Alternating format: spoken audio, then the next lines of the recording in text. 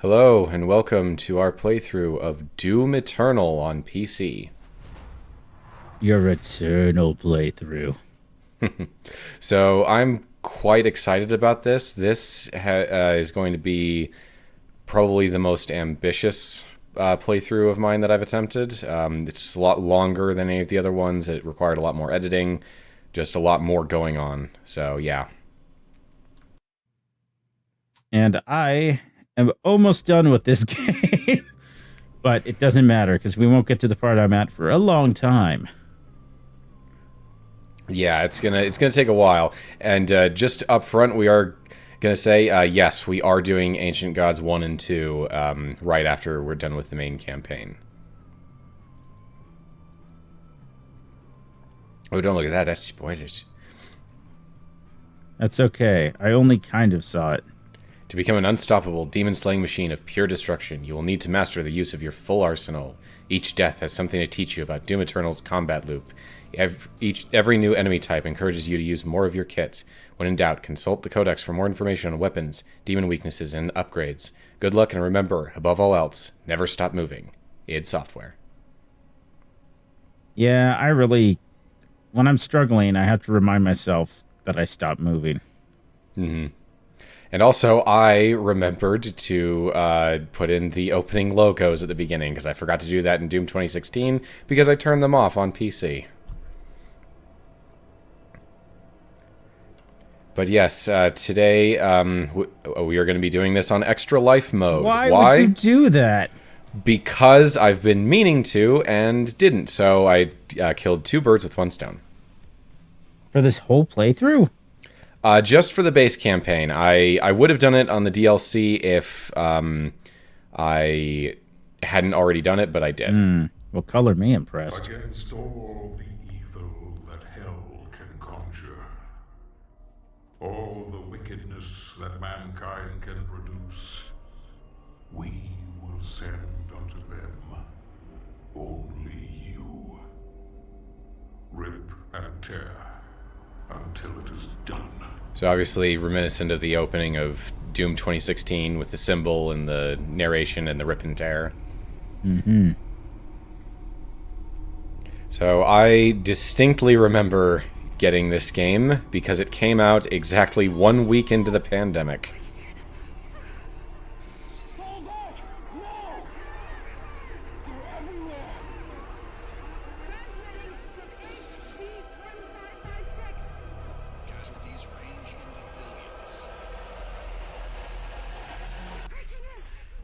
Well, Earth has seen better days when it has continent-sized summoning circles on it. Yeah, that's pretty bad.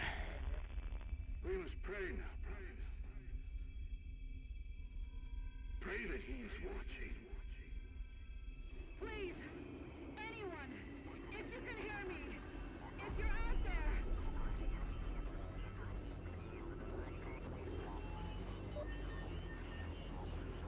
Attempting to acquire the Hell Priest signal.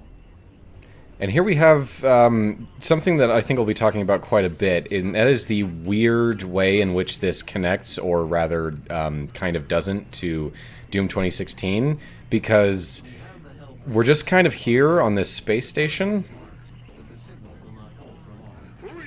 So, am I crazy? I guess I'll have it answered in a second. Oh, never mind.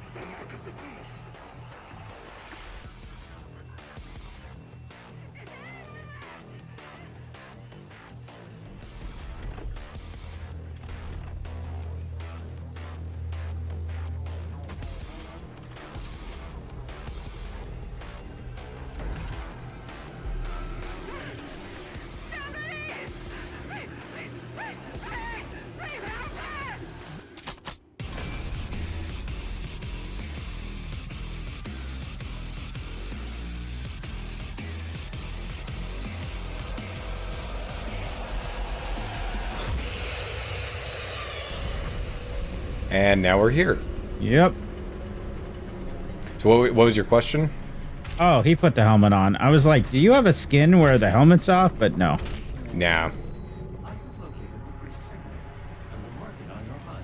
So obviously, in 2016, we did back up Vega right before we destroyed his core, so that we could go to hell. But so glory kill tutorial.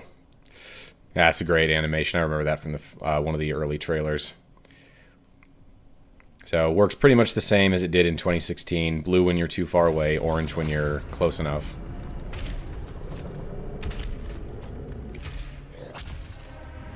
Smush.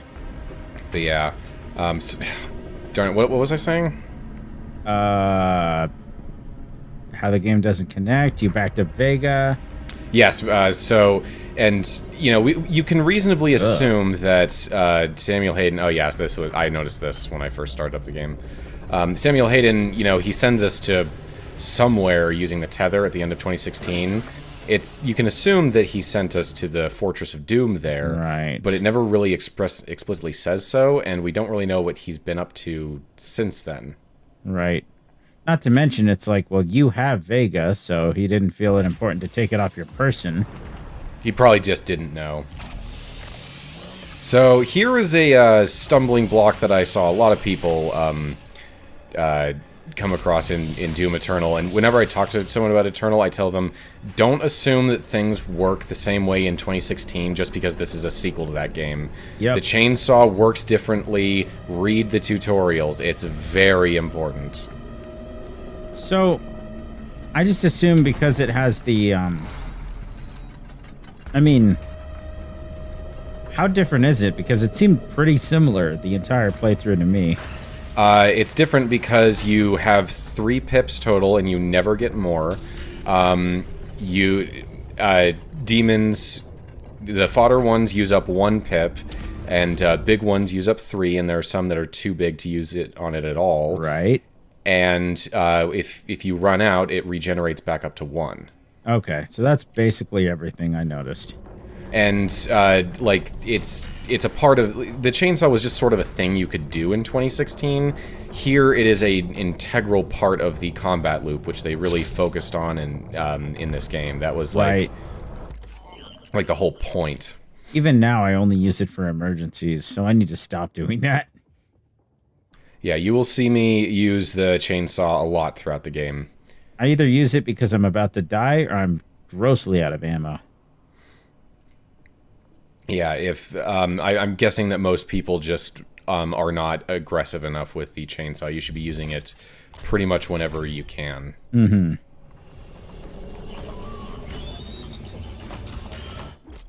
Oh yeah, so, he didn't punch it this time. Yeah, just sort of grabs it. But the weapon mod system works pretty much the same as in 2016. I mean, a lot of things do work the same, but some of them don't, and it's always worth it to read the tutorials, because it also tells you about enemy weaknesses that the game otherwise doesn't tell you, and those are very helpful. Yes. So, I did set the graphics pretty high. I even turned on ray tracing, and I might have had fewer stutters if I turned it off, but oh well. It's weird. I think I have a different skin for my standard shotgun because it looks different to me. But this is the standard skin, but like if you got the Rip and Tear pack, which I believe you get by pre-ordering it, which I pre-ordered it a day before it came out, so I could get that, but not pre-order games because that's gross. Yeah. It colors it to look like the classic Doom shotgun that's like black with a brown grip.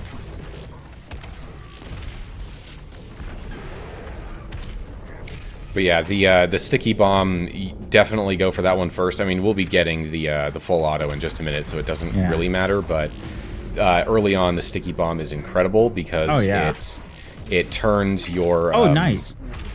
Yeah, right there. I canceled. There was no point to doing that. I canceled the explosion by glory killing him, but yeah, the sticky bomb is great because it turns your short-range shotgun into a long-range weapon. Mm-hmm. And as our Halo days during the early days of the pandemic, you know just how much I love being a sticky fiend, so I love the sticky grenades. I still can't believe that. It was amazing the things he could do with a sticky grenade in a Halo match with all of our old high school friends. Mm-hmm. So this is a 100% playthrough. I get everything. I don't show all of the codex or anything, but yeah, I go through great pains to get everything. And I try not to pause and bring up the map screen too often, but sometimes I just have to.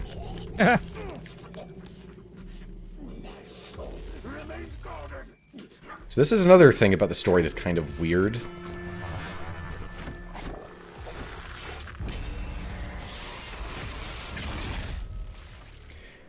It feels like there's a lot of things in the story that should have been laid out, but really weren't. So right there he said, "My soul is guarded," implying that even if he hurts him here, he's still fine. And then Doom Guy holds up the coin, and it's like, oh, that undoes the resurrection. Right. So now he can kill him. And then when we later we'll loop back to this, but there's a lot of questions going on here. It's a big boy. Consumption of Earth has been reduced by 36.8%. There are 2 Hell Priests remaining. Is that bigger than the Icon of Sin in the first game? The Icon of... what? The Icon of Sin wasn't in the first game other than that giant skull. Oh, sorry. Whatever the heck the name of the final boss was. In the first game, the final boss was the Spider Mastermind. Oh, okay, my bad. I'm thinking of something else. Anyway. Well, those things are big. Yes, those are Titans. So, I like to, I do this mostly early on. I sort of stopped doing it later, but I like to take a second to admire all of the environments and all of the artwork put into it and everything, so... Ooh, Kako, this thing has serious Kako demons. So, almost everyone I see play this game doesn't understand how the full auto works. They just fire a couple of regular shots, and it's like, I think it's firing a little faster, and it's like, it's a weapon mod. You hold down... Really? You hold down a right button, and then you fire it real fast. I'm shocked because, like, I don't know, like, why would this be the exception to the rule? Like, I never got stuck on that. It's weird. I saw several people do that when I started playing Eternal. I will say the full auto, I didn't like it first, but then I started to just melt enemies with it. It is useful early on as a way to output damage when your options are pretty limited. But you won't see me use it too often, at least until Tag 2. It's kind of a problem because a certain other shotgun I definitely have not used nearly enough, and it's just kind of ridiculous. Because that was my bread and butter in the first game. Ha, cute. Yeah, it's a little special, just like in Doom 2016 when we found the Doom Guy toy, there's a little special animation for it. So, and like right off the bat, I could tell that this felt weird. I was actually pretty invested in the story and lore and world building in Doom 2016. As was I. And right off the bat, this game kind of establishes that Eternal doesn't really care about being a sequel to 2016, except out of doing kind of the bare minimum. Because like there's almost no mention of Samuel Hayden or Mars or anything that happened. We're talking about like Hell Priests and all this other stuff that was never like talked about or hinted at in 2016. It was in the Codex a little bit, but it was more flavor. Now it's just explicitly out there. Yeah, and we'll as we go on, I'll have more things to say about that. But so here's the Arachnotron that is quite the menace early on, and quickly becomes one of the less dangerous enemies. Oh yeah. And I couldn't help but notice its striking resemblance, that was what I was confusing, to the final boss of the last game. Yes, there is lore. So the Arachnotron was originally added in Doom 2 as a new regular enemy, and they're supposed to be like cloned from the Spider Mastermind. I see. So same thing here. Oh, you got the ribs in my brain.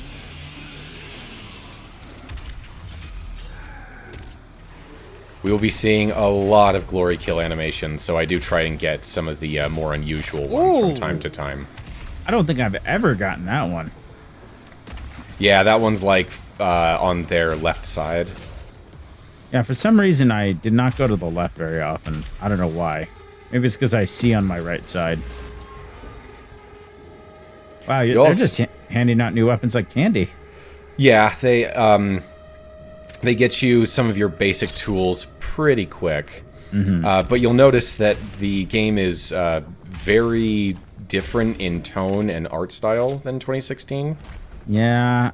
As somebody who is a Metroid Prime aficionado, this game feels more like Axiom Verge 2 did to Axiom Verge 1, in that the tone is way different. Yeah, so apparently, specifically having the weapons be like glowing, floating video game power-ups was inspired by the fact that in 2016, some people straight up missed weapons because they were fairly, you know, the chainsaw was just sort of stuck in a guy and people thought that was just it was all very diegetic. Yeah, diegetic, that's the word I'm looking for. And so they wanted to make sure that you got things because, like I said, the focus on the combat loop is pretty important and missing stuff would be pretty bad. I did like in the first game how they had duplicates of weapons where you could sometimes find them early if you knew where to look. Yeah. The AutoMap is still here. Actually, was there an AutoMap in the first game? Yes. Yeah, there were AutoMap stations where you could unlock the full map. Dossier. And as far as I'm concerned, the map in Doom Eternal is one of the finest FPS maps I've ever had the pleasure of using. Yeah, it's pretty good. Controls are very intuitive. It's just very nice, and you know, it's using like the gray areas for walls and ceilings, and then the floor is the most important part. I don't know. It's just very readable, very clear. Right. Yeah, as somebody, once again, Metroid Prime 3's map was wonk to me, and I wish it was more like this. As one concave set of ribs. Now, I do have to ask, just a couple of days ago, we got the announcement of this game's sequel, Doom: The Dark Ages. Have you seen the trailer? No, and I hate that I haven't, and I will do that as soon as we're done here. Yeah, we'll talk about that next time, I think. Yes, just before this, I watched the Nintendo Direct, so that'll be a good This is a good... Well, I guess you don't really call it a bread sandwich in that case, so... Yeah. But yeah, just speaking of Metroid Prime, yeah, we just had the Direct where they announced, finally gave us a real trailer for Prime 4. It actually exists. Oh. Everybody was joking, saying the Direct will just be 40 minutes of blank, with the ender beginning saying, Metroid Prime 4 is canceled. But yeah, so yeah. Oh, even though the art style is different, I did warm up to it over time. Mm-hmm. Yeah, I don't hate it, but I definitely prefer the 2016. I just remember playing 2016 for the first time and being like, this feels nice. This feels like grounded and not realistic, hashtag realistic, but like it just felt like in a way it felt kind of like Doom 3, which I didn't know. I knew a little bit about Doom 3 at that point. But where anyone else would be scared of these demons, but because we're Doom guy, we aren't scared. Yeah. So that kind of felt like the tone was a horror game where you're scarier than the ghosts, as it were. It's like if Pac-Man was a first-person shooter, but yeah.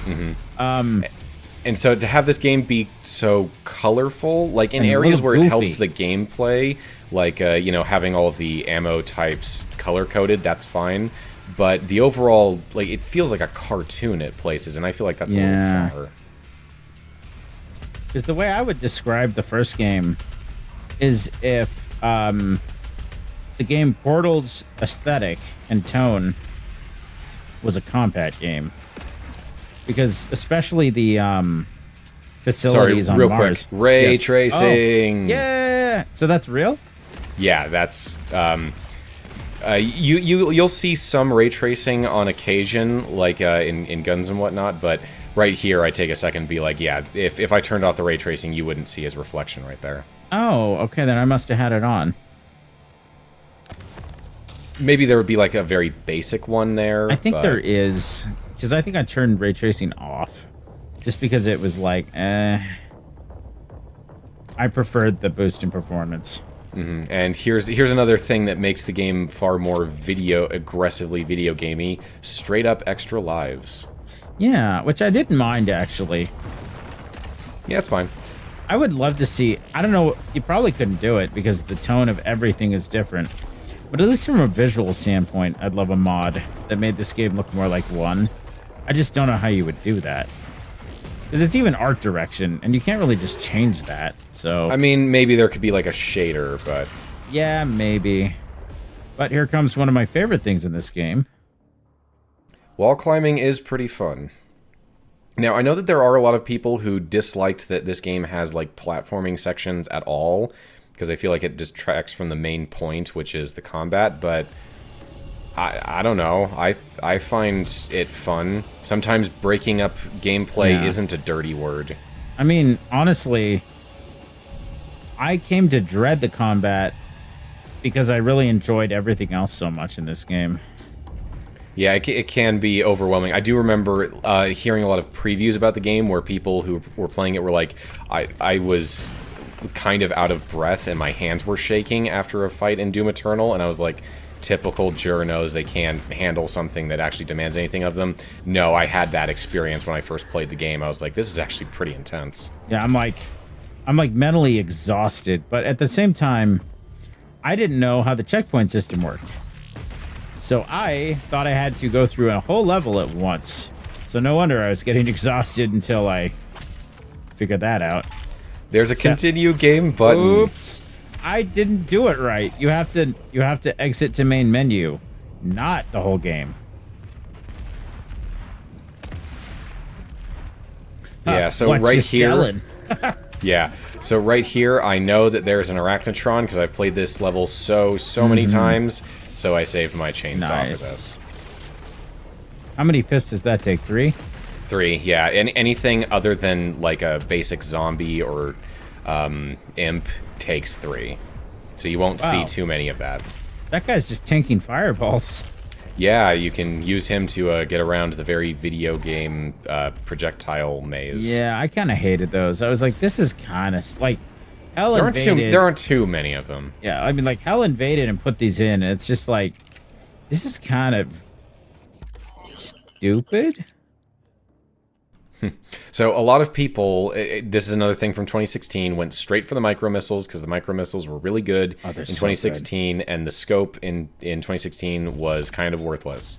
The precision bolt is an essential tool in this game to the point where micro missiles are kind of, you'll see me use them like a handful of times. It's funny. I went from, micro missiles was my favorite, and I never touched precision. I don't even know if I unlocked it in 2016. And eventually I was like, this is one of my very favorite mods because I love the carbine in Halo. So it's nice. I mean, it does work differently rather than just zooming in and shooting slightly more powerful things. It compresses 6 bullets into one and fires a super powerful shot. Which is great because you're able to pop heads. Literally. Pop heads and destroy demon weak points. It's great. I noticed the Mancubus hates me because that weak point never seems to break right with the gauntlets. For Cyber Mancubi, it doesn't. Those ones don't break. Okay, that's the problem. Okay, good to know. And the Cacodemon gets freaking hosed in this game because you always have access to a cheap way to stun them. Not to mention, this is the most goofy thing in the whole game. That little pop was the moment I knew this game's tone was going to be different. Yeah, and the sound effect on headshots is also very cartoonish. Yeah. I do love that you can just kind of hold down the... we'll just kind of tap the button, shoot, and then go. It's not doing it here, but I swear it's magnetic to the heads. Did you play it with a controller or keyboard and mouse? I play with controller. I think there's aim assist. So Oh, there's a lot of aim assist, and I'll take it gladly. I'm playing with a keyboard and mouse, which actually on my first playthrough I played it with a controller. I'm not entirely sure why, but I later switched to keyboard and mouse, and I can't go back now. Yeah, I used to be a big keyboard and mouse guy back in Halo CE days in our high school library where we all played. But eventually, with the addition of gamepads that have paddles on the back and advances in, well, controller technology, it's just as precise. At least for me. Yeah, so I do... I picked up a couple of tricks for this playthrough specifically. And quick scoping is one that I tried to focus on. Sometimes it works out great, where it doesn't even I don't even give it time to zoom in the graphics. It just sort of moves the gun in place and then it fires. Other times you will see me attempt to do a cool precision bolt shot several times in a row, and I completely whiff it. Mm-hmm.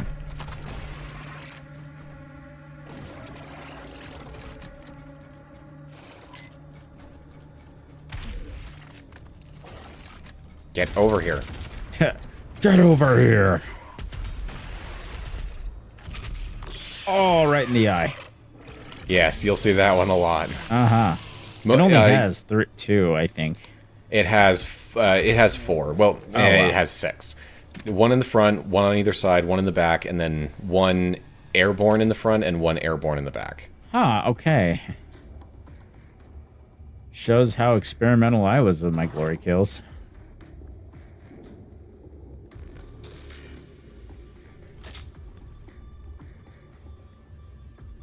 Well, you would think the big mechs would have been able to hold them back, but I guess those Titans have another thing to say. UAC would like to thank you for your support during this So is she a person or an AI? I believe she is a person. She is. She works for the UAC. She's a cultist. Although, okay, we'll get to the UAC. No, we will. So I think the game kind of intends you to use the frag grenades for cacodemons because you always have them on hand, whereas you have to switch to the thing. But you only have 2 frags at a time, whereas you can have like 24 sticky grenades ready to go, and it's a lot easier to aim them into their mouths. Absolutely. But yes, the Doom guy is the Predator this time with the arm blade and the shoulder-mounted cannon so that you can fire off frag grenades without using up any of his hands. Mm-hmm. The only thing we need now is cloaking tech. And some very trashy alien dreadlocks. I don't know, it just always looked funny to me, just... Like, I love the joke that, what is it, predators are like the redneck, like, hunters going into wildlife sanctuary. Oh, I didn't know you could do that. So, I could have sworn when I first played the game, I tried to chainsaw a tentacle, and it was like, oh, it's one of the ones that requires 3 pips. No, it only requires 1, so I just tried to do that more in this playthrough. Okay, that cheat in the front, it's bullshit you get it at the end of the game. Like... That should have been one of the first ones you get. Because I'm like, well, now I'm so sick of it. Why use it? The QuakeCon one, I believe you get that from getting all of the suit upgrades. Oh, that was my mistake. Which, I mean, that does happen near the end of the game, but... I put off the suit upgrades because I rocked the Praetor suit from 2016 the entire time. I like it so much. The, you mean you... Wait, what? Yep. The costume. What do you mean? I mean the suit upgrade that... Oh, sorry. I thought you meant aesthetic suit upgrades. My bad. No. The skins are different from the suit upgrades, which just give you more abilities. I see what you mean.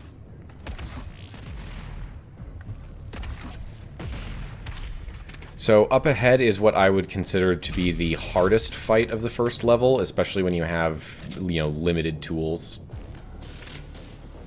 So I just hyped myself up for a second here. And if I was going to play Doom 2016 on Hurt Me Plenty just for the sake of, like, consistency and make sure that I do everything, you know, in a timely manner, then I was definitely not going to change that for Eternal. I tried it on Hurt Me Plenty. Got to level, I want to say, 3? And was like, forget this. I want to actually have fun because I'm not good enough. Yeah, I mean, could I play Doom Eternal and complete it on Ultraviolence? It is possible. Do I feel like doing so? No, at least not for a while. I feel like I would... I distinctly remember not having as much fun playing 2016 on Ultraviolence, even though I can handle it just fine. Yeah. And I can't imagine it would be different in Eternal.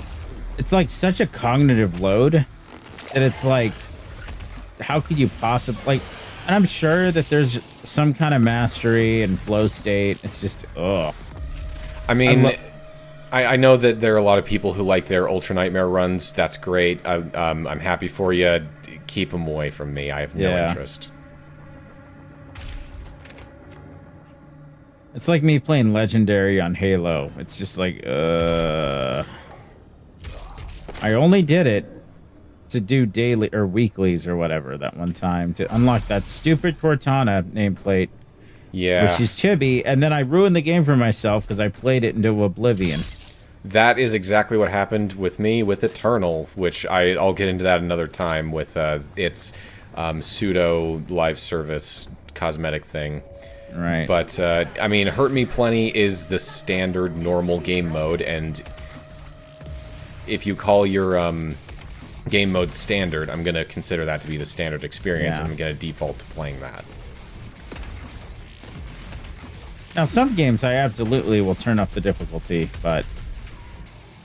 Yeah, yeah. I mean, if I want a difficult time... Like, sure, it's good practice for multiplayer, but multiplayer to me is, like, gonna be harder than the hardest, so... Because it's unpredictable.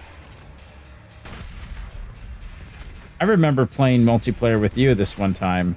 First time I had ever played the game, pretty much. And you try to convince a guy, oh no, he's not Smurf. It was so funny. I was trying to convince him that you were that you wanted to start playing the game, but you wanted to learn battle mode first and not go through the campaign. Yeah. And that was all a ploy so I could get a couple of the weekly challenges that required you to win battle mode matches. Yeah. Because I hated those. Like, if we could get my brother to play this, it would make things a lot easier. But there's no point. There's no point anymore because I've already gotten all of the stuff that you can get from those. Oh, you did? Oh, nice. Yes, they stopped updating it with new content, so at some point they had to run out of stuff for me to get. Okay, that makes sense. But yeah, I'll go more into that later. This game is both older and newer than I remember somehow. Yeah, it's over 4 years old at this point. I blame COVID on that one. It is as old as 2016 was when it came out. Oh, that's weird. Mark her location on your HUD. Con Maker. Sounds like a Batman villain. Yeah, and then also we have the Con Maker and all of this, you know, stuff. So it's leaning more into fantasy than the clear bent towards sci-fi in 2016. Once the cutscene happens, I'm gonna say what I think the particular. There is a very specific genre this is tapping into in my head, and I don't see it used a lot, especially not in a first-person shooter. I do love me a good Gregorian chant, though. Mm-hmm.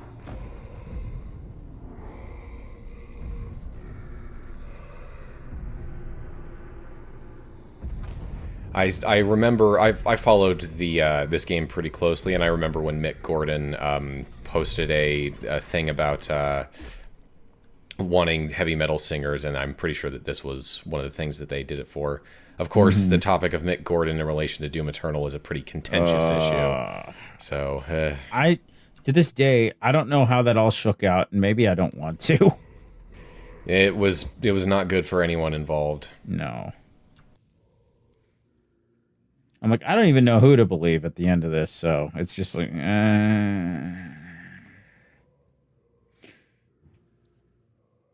So we're missing 2 thingamabobs. We are? I don't think we are. You Oh, wait, no, teleported back, so yes. So I just teleported to show off fast travel. That's right. Oh, well, there's 2 question marks. on You're the right. map. Those are codexes that are in this last Right. room. That's right. I haven't gotten them yet. That's right. So in 2016, I went through a lot of effort to make it so that I could get all of the pickups on one run and open up the map as little as possible.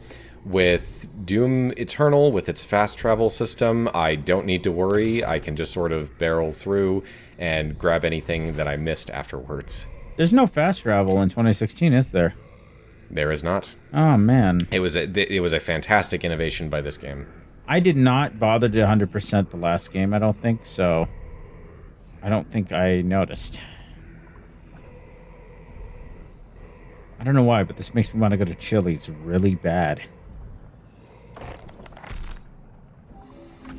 There we go up. Maker is present at this gathering, but when outside of her domain, she is by all accounts indestructible.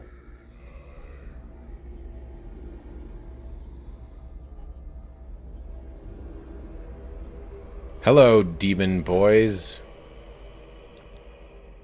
They look so wimpy. No man can pass through the gate. They look like they got Palpatinized. Yeah. This stops nothing. It stopped 36% of something. To the great Khan. I like how Doom Guy's walking around like he's about to lay down a huge diss track. So these guys are not here via hologram. They're actually here. It's just that they have that resurrection thing in place that Doom Guy was able to nullify with Right. Nilox. Because I was like, why isn't he just going to town? It So wouldn't. that's It why. wouldn't do any good here. Yeah. Oh? You go too far this time. You cannot interfere. This is humanity's chance to repent, to give service to us. Repent for what? You cannot resist the will of the Khan Maker, Activating the portal now. for it was you who was meant to enforce it. So that's hinting towards stuff that does get explained. But yeah, I'm not quite That line sure I'm feels getting. wrong, though, based on what we hear later, but we'll bring it up later.